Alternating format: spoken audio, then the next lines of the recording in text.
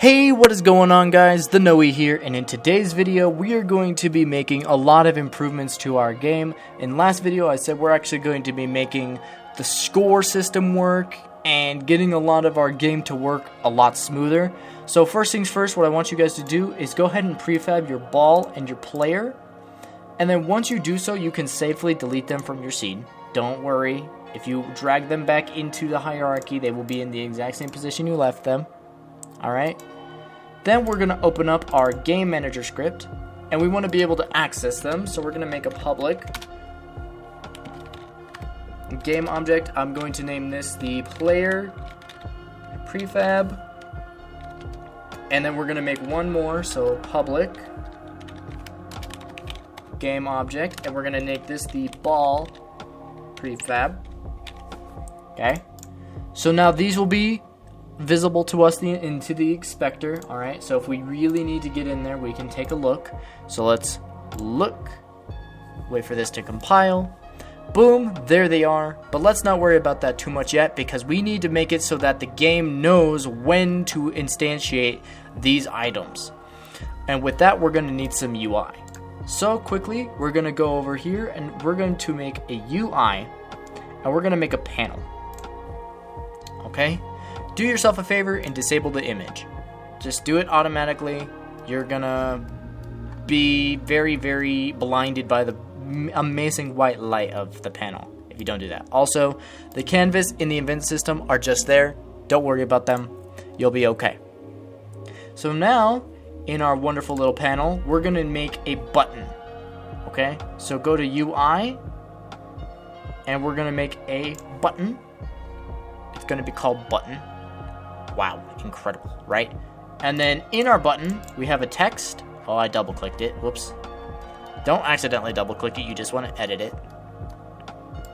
I'm going to name this to play. I'm also going to change this button to, I'm just going to leave it like that, and that's going to be text play. There we go. And then I'm going to edit my text a little bit. I'm going to make it bold. I'm going to change the color of it so that's a little darker, so it's easier for us to see. I'm also going to increase the size of it a bit so it's more easy for us to, it's just a beautification type thing. And then if we head over to the canvas, I don't know if you guys take a look, so let's resize it real quick. If I resize it, the button stays at a specific size no matter what. And if you want your button to basically move with it, you're going to go with the scaler here, this canvas scaler. You could do scale with screen size, and then it'll update with that. I'm going to keep mine at a constant pixel size because it looks better in my opinion, but you can change that if you would like. Okay, I'm also going to rename this panel to panel menu, because, well, in the menu we're going to press the play button, and that's when you're going to get started. Alright, so now we need another panel, so let's right click the canvas, and we're going to make another panel, panel.play. So this panel will be what you see while you're playing. Again, disable the image, save yourself the heartache. But in this one we're going to make UI, oh no, not Text Mesh Pro, whoopsies, UI text, there we go. And I'm going to make this the text score. Alright, and then you'll see it right here in the middle. And we're going to set this to the score. And then in those little brackets there, it's going to display the score. I'm going to make it bold. And then we need to move it. And the way you move anything in terms of UI is from this rect transform here. You got to change its anchor point so that its anchor is in the top left. So if we zoom out a bit, you can see it a little bit better. And now its anchor point is at the top left, and you'll notice that it's come up with this weird position, and it's basically because it's childed to that anchor. So if you change it to 0 and 0, that's where it's going to be. It's going to be up in that like top right area. Okay, now what we need to do is we need to change the pivot, because the pivot is where how far away it is from where it's supposed to be. So we want it to be more to the right, so I'm going to change it to 0 and 1. Oh, that's a 4. 1. Okay, and that's also going to create this. It's going to move it a little bit so you adjust it. So now it's actually more in position. I'm going to move it in some. I'm going to change the size a little bit. And I'm going to scooch it down like maybe like 1, 2, 3. There we go. That looks good. And then you can do whatever the heck else you want. I'm going to make it darker so it's easier for us to see. That looks pretty good. We're also going to need 2 more texts. So what I'm going to do is I'm going to create 2 more texts. This text is going to be our balls or lives. And then this one's going to be our text level or levels. Alright, we can keep this one a lot like the other one, so anchor it in the top left. Boom, boom. Change your pivot to 0 and 1. But instead of only like a 10, I'm going to put it at like 400. So that it's more over here. It needs a little bit more juice than that. 500.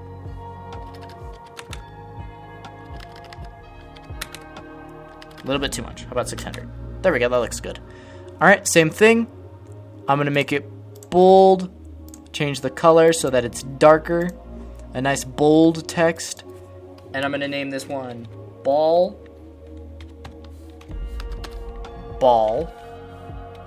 Again, that's where we're going to have it edit the position of it. And then like -2. There we go. And then for our wonderful, also we need to edit the size of the text. So let's make it 12. There we go. -3. There we go. Okay. Then levels, we're going to make this one top right. Okay. Change that to 0. 0. And then for the pivot, this is going to be 1 and 0 because we want it more to the left. Alright. We'll also notice that it is a little high. So you're going to need to bring it down quite a significant amount. Not 100, so like 50. No. 15. How about that? Nope. Let's go. Here, let's auto move it down. -32. That's a good one. Okay. Then again, bold. Change my color. And then change the text. Score. Or not score. Level. Level. Alright, and then we're also going to move it in a bit. 10. There we go. And then scooch it down like -33. There we go. Scooch it down a little bit and then decrease our size. There we go. So now that we have 2 panels up with all of our wonderful texts in there, we need to get access to all of these so we can actually edit them, because we can't edit them at the moment. So back into our game manager script, we need to add some more code. So we need to make a text. Now it's going to yell at you automatically. So you need to add this using statement. A using statement basically tells the code engine, hey, I need to access the Unity Engine UI system so I can make edits there. All right? So add using Unity Engine.ui. It'll have a little red squiggles. You know how to take care of that. It's control period or right click and then the little light bulb like this right over here. And what you're going to do is once you do that, we're going to name the text. So I'm going to have the score text. And then what I'm going to do, just to save myself a little bit of time, I'm going to Control C, and then Control V, and then this one's going to be balls text, and this one's going to be levels text. Okay, so now with all of those going to be shown in our wonderful game manager here, we can drag them in. So our score text, our balls text, and our levels text. Boom. There we go. So now our game manager has access to these, so whenever we make the code, we can actually make it so that it can edit this, alright? So now what we need to do is we need to actually make some more stuff here because we need to get access to the panels. So we're going to make some more public. So public. And this one is a game object because panels are technically game objects. And then we're going to make this a panel play. Or no, let's make the menu first, a menu. And then public game object. And this one's going to be panel play. Alright. And then I'm also going to have 2 more panels, and we're going to make them. This one's going to be level completed. So we need a level completed one, and we also need a game over one. Game object, game over. Also name it panel. So panel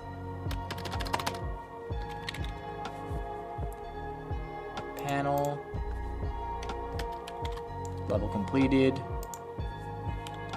panel game over. Okay, so now with all of those there, also I'm just going to enter that so it doesn't bug me as much. There we go. That looks better. So now if we take a look in our game manager, boom, now we can bring in the panel menu, and we can bring in the panel of play. Now we need to make 2 more panels, so let's go ahead and make those. This panel, I'm going to disable the image. I'm going to name this panel. Oh, apparently I'm in the widget. There we go. Okay. Panel level completed. And then I'm just going to duplicate that, save myself some time. And this one's going to be panel game over. In our panel level completed, we're just going to make some text. This is going to be text level completed. And then in our game over, text game over. In this one, we're going to make this the level completed, so let's make it all caps, level completed. We need to bold it up. I'm also going to change the font color to pure white. And I'm also going to change the size of it. We're going to make this a little bit bigger because, well, I want to be able to see it pretty well. So we're going to change the size of it quite a bit. Maybe not 500, like 300. There we go. And then we're going to make this the middle. So it's nice and middle. And then we're going to change the size. There we go. That's nice and large. Nice and large and there. Same thing with our game over screen. So quickly, so 500, 300, middle. Change your font size to 50. Your font color to that. To bold. And then game over. And now, whenever we want to just see one or the other, we can disable the other ones. So I can shift click these ones, right? And if I disable those, now we can just see the game over screen in at one point in time, right? So if we disable them, so boopity boop, disable. Now we just see the game over screen, or vice versa. If we disable one or the other, and that's basically what we're going to be doing. Is we're going to be disabling them and enabling them when they need to be. So now we put in the panel for the level completed and the panel for game over. There we go. And now what I'm going to do is, since we don't need all of these to be visible, I'm going to turn them off, save our eyes a little bit of a sore, and go ahead and do that.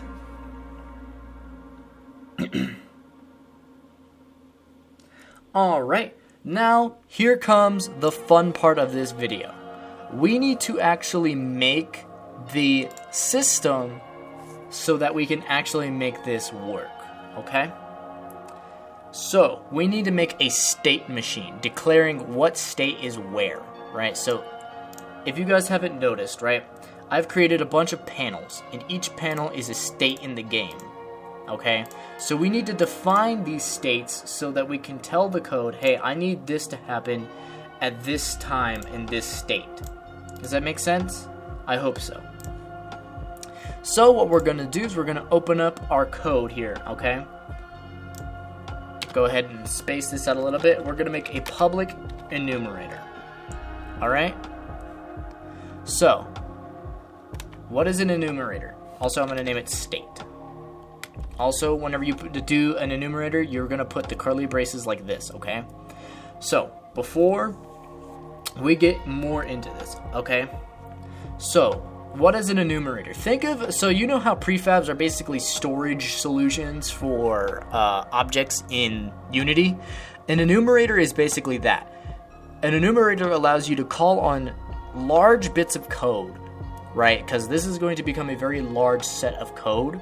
It's going to be able to call large sets of code for specific things. So for the state that we're making it for, right? So like the menu, while we're playing, when we complete the level, whether we lose the level, right?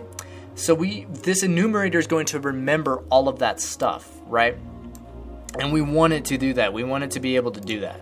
So that's why we choose an enumerator. There is another way to do this, but this is more an enumerator is more of a beginner step to learning how to make it in code. The other way to do it is with a dictionary, and dictionaries are far more complicated. I'm not going to be doing that to you guys, okay? We're going to stick with the easier first step, which is an enumerator, and then later on we'll get into dictionaries, and dictionaries are a whole different scenario when it comes to storing stuff in code, okay? So we need to actually make our states. So we're going to want a menu state. We want an initializing state because we need the level to initialize. Our play state. Our level completed state.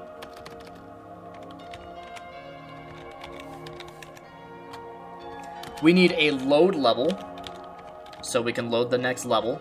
And we need a game over state. Okay? So now, with all of that in mind, all right, so now we're saying that all of these states are in this enumerator, okay? So it's going to remember all of these states, all right? We also need to quickly define a private variable, and we're going to name it state, all right, because we're going to need that quite a bit, all right? Now, we need to make a method, all right? And I'm going to name this, it's going to be a void, and it's going to be called switch state. This is going to allow us to switch states, okay? And if you guys remember how to make enumerators, or not enumerators, methods, go ahead and do that. Also, I'm going to spread those out a little bit more. There we go. It's going to yell at me now since I did that.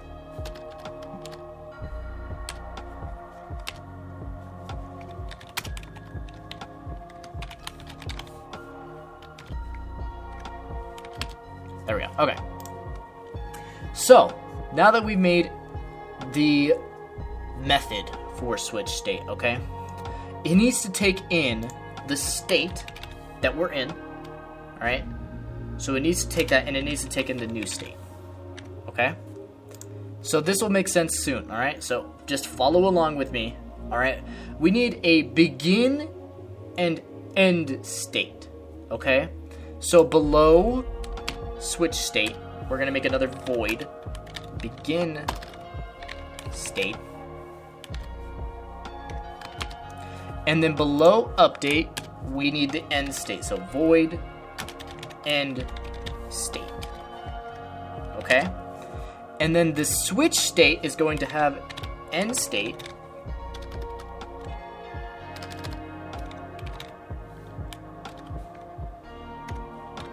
and then it's going to call begin state. But in order to do that, it needs to take in, right? So we need to have it take in new state. And then in begin state, we need it to take in as well, right? We need it to be able to take in. Oh, for some reason I'm in insert. There we go.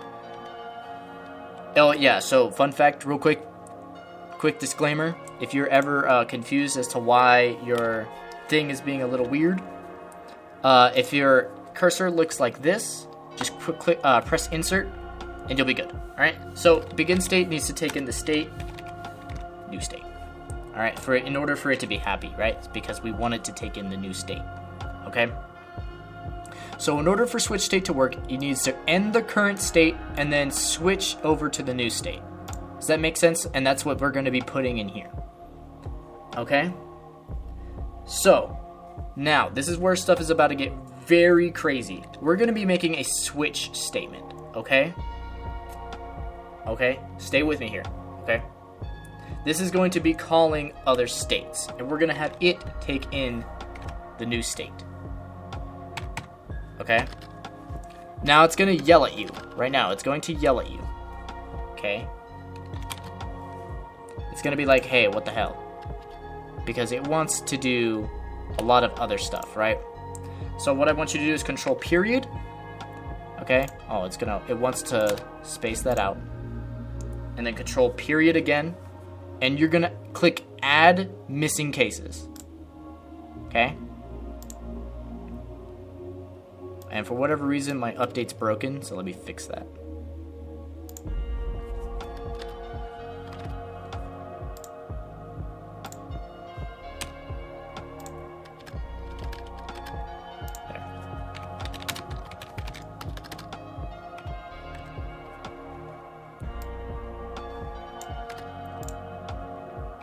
There we go. Update's happy now. Okay. Sorry about that. So, switch, and then new state. It takes in new state, and then you're going to want to control period and add the cases, okay? Now, there is a lot here, okay? So, don't be afraid. We're going to cover it, okay? So, don't freak out. There is a lot here, okay? And basically, this is all of the states that we have, okay? Now, we're going to be putting all of this, so copy this in giant little block here, and we need it to be in end state as well, because we want the end state to be able to switch it. But we're not taking in the new state here. We're taking in the state, the current state, because we want it to end the current state, and then we want it to switch to the new state. Does that make sense? And then also in update, we want this, and as well, we're going to have this as the current state, because we want it to update the current state that we're in, end that current state that we're in, and then switch to the new state. Does that make sense? I hope that makes sense a little bit, okay? So, to quick recap, because there was a lot I just did in a very short amount of time, okay? What we did is we added a bunch of UI, okay? It's all disabled right now, okay? So we added a ton of UI. In the game manager, we added all of this UI, okay? And then after we added this UI, we went into the game manager. We made it so that you can, so that the game manager has access to all of this UI, as well as the pub player and ball prefabs, okay? We made an enumerator, and I explained what an enumerator was, and we made a private variable named state. Okay? We made a private method named switchState, which is going to let us switch the current state to a new state. And it's going to end the current state and switch to a new state. That is why it's called switchState. This is going to be the thing that lets us do that. In begin state, this is in this line of code, this is where we're going to be able to say, all right, at begin state, whenever we begin the state of menu, what should we be doing? Or whenever we're initializing, whenever we're playing, whenever your level's completed, whenever you're loading a level, or whenever your game is over. Okay? Then at update, we're taking in the current state, and we're updating that current state. So, all right, so what do you want to happen while the game is running? While you're in play, let's say you win, all right, and it updates is saying you won. Now it'll switch to the end state and say, okay, now that you beat the level, you're going to get the level completed screen, and then you're going to load the next level. Or if you're out of lives, you're going to get the game over screen, okay? And that's all we did, all right? So there's nothing too scary right now. There is a lot of code here. Yes, I know. Do not freak out. There is a lot here. But as long as you stay calm, you got this, okay? All we did was we defined the start of our C# script here, right? So, in our next video is when I'm going to really get into the nitty-gritty of all of the coding, okay? So we're going to make this entire state machine work. This is a big machine, okay? So don't get lost. Try to stick with me. I'll explain a lot of what's happening at the end of when I code it. So what I'm going to do is, like I did this video, I'm going to code it out. You're going to see it. Then after I code it out, I'm going to explain it for you guys, and hopefully it makes sense. Again, if you guys have questions, be sure to leave a comment down below. Let me know what your question is, and I will try to get back to you as soon as possible. YouTube's a little slow. I may see your comment, but then I'll check YouTube, and then I don't see anything. So I will get back to you as soon as possible, as soon as YouTube lets me respond to your questions. And again, don't be afraid to ask questions. This is a course to help you. Okay, I'm going to explain everything to you as much as possible, but if you still aren't quite sure how it works, be sure to just ask questions like, hey, how did you get this? Or, hey, what does this do if you do this, right? So just don't be afraid to ask questions, okay? So again, just that was a quick recap. We added all of the panels. We added this text. We added the menus and the states. We wanted to add all the states in an enumerator so it stores it. We added the switch state, which is going to allow us to go from the menu to initializing the game to playing the game.